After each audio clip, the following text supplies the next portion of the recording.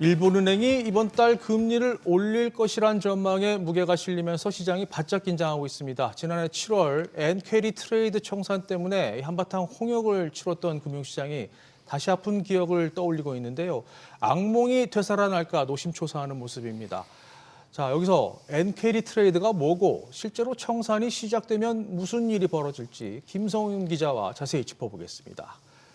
김 기자, 최근까지 일본은 글로벌 금융시장의 주요 변수가 아니었는데 이번 주 갑자기 관심이 쏠렸어요. 네, 그렇습니다. 우에다 가조 일본은행 총재가 전혀 예상치 못한 발언을 내놨기 때문인데요. 월요일 한 강연에서 금리를 올렸을 때의 장점을 면밀히 따져보겠다고 말했습니다. 우에다 총재는 기업의 임금 인상 움직임이 순조롭게 진행되고 있다면서 오는 18일부터 시작되는 금융정책회의 때까지 추가 정보를 수집하겠다고 밝혔는데요. 사실상 이번 달 금리 인상을 염두에 두고 한 발언으로 시장에선 금리 인상에 앞서 사전 예고를 한 것으로 받아들였습니다. 일본은행은 올해 1월 회의에서 단기 정책 금리를 0.25%에서 0.5%로 올렸고 이후 6차례 이어진 회의에서는 금리를 유지했습니다. 만약 이번 달에 올린다면 인상폭은 0.25%포인트가 예상되는데요. 이렇게 되면 일본의 정책금리는 0.75%가 되는데 지난 1995년 이후 30년 만에 가장 높은 수준입니다. 금리 인상은 다른 중앙은행들과 반대로 가겠다는 얘기인데 지금 금리를 올려야 하는 상황은 맞나요? 네, 일단 물가를 잡아야 하는 상황은 맞습니다. 일본은행의 물가 상승률 목표는 2%인데 지난 10월까지 43개월 연속 2%로 웃돌았고 최근에는 3%까지 치솟았습니다. 우에다 총재는 통화정책의 완화 수준을 적절히 조정하는 것은 금융과 자본시장의 안정을 확보하면서 물가 목표를 원활히 달성하고 일본 경제를 지속 가능한 성장 궤도로 올려놓기 위해 필요하다고 설명했습니다. 그러면서 기준금리를 올린다고 해도 완화적 금융 환경 속 조정이라면서 경기에 브레이크를 거는 것이 아니다라고 강조했습니다. 엔화 가치 하락에 대한 문제의식도 금리 인상의 배경으로 꼽았는데요.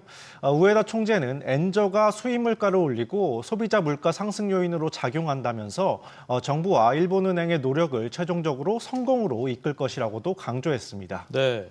그런데 앞서 돈을 더 풀겠다는 다카이치 총리가 집권하면서 사실 금리 인상이 어려울 것이라는 전망이 나왔잖아요.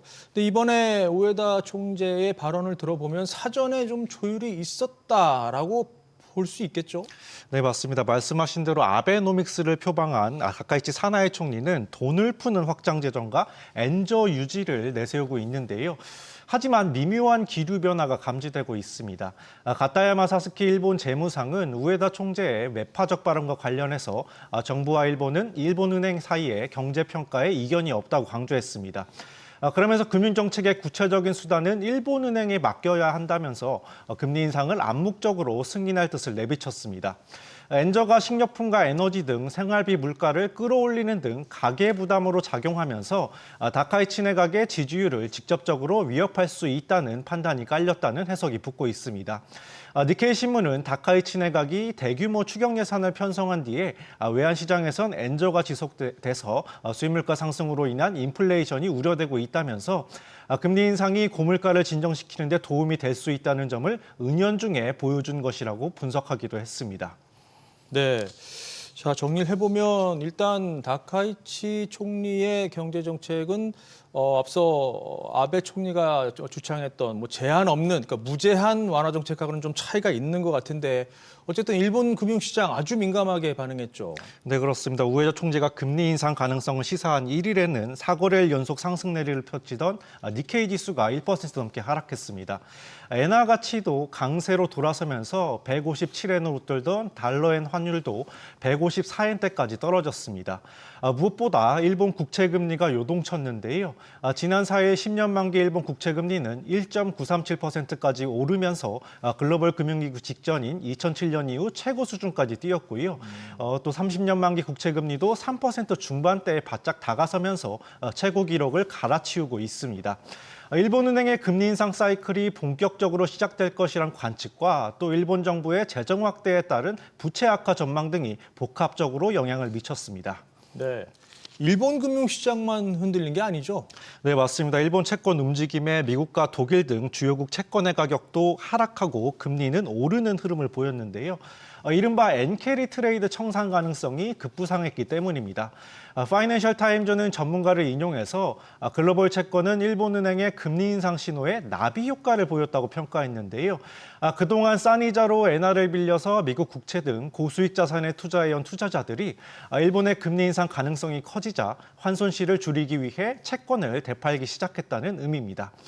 투자 심리 전반만이 위축되면서 채권뿐 아니라 증시와 가상자산 등 위험자산도 약세 흐름을 보였는데요. 스테이트 스트리트 마켓은 일본 투자자들이 해외 채권 시장에서 자금을 다 빼진 않고 외국 채권 매수를 줄이기만 해도 국제금융시장은 국채 발행이 급증한 가운데서 핵심 돈줄을 잃게 된다고 우려했습니다. 앞서 지난해 7월 금리 인상 당시에는 미국의 경기 침체 우려와 맞물리면서 코스피와 대만 가권 지수가 하루 사이에 8% 넘게 폭락하는 충격에 빠지기도 했습니다. 도이체방크는 일본 정부와 기관 자산을 포함한 전 세계 엔캐리 트레이드 투자 규모가 최대 20조 달러, 우리 돈 약 2경 9,400조 원에 달한다고 추산하기도 했습니다. 네, 어마어마한 규모인데 여기서 이제 중요한 대목이 추산이라는 말은 정확히 엔캐리 규모가 얼마인지 모른다는 얘기인데 그렇다면 이 잠재적인 폭탄이 터질 가능성은 얼마나 되는 건가요? 네, 일단 시장에서는 일본은행이 완화적 조정이란 점을 강조하고 있는데 주목하는 분위기입니다.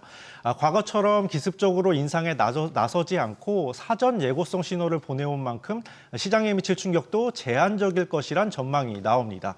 JP모건은 여전히 실질 정책금리 수준이 낮고 해외 투자자의 엔화 포지션은 지난해 여름과 같은 대규모 매도 우위가 되지는 않을 것이라고 진단했는데요.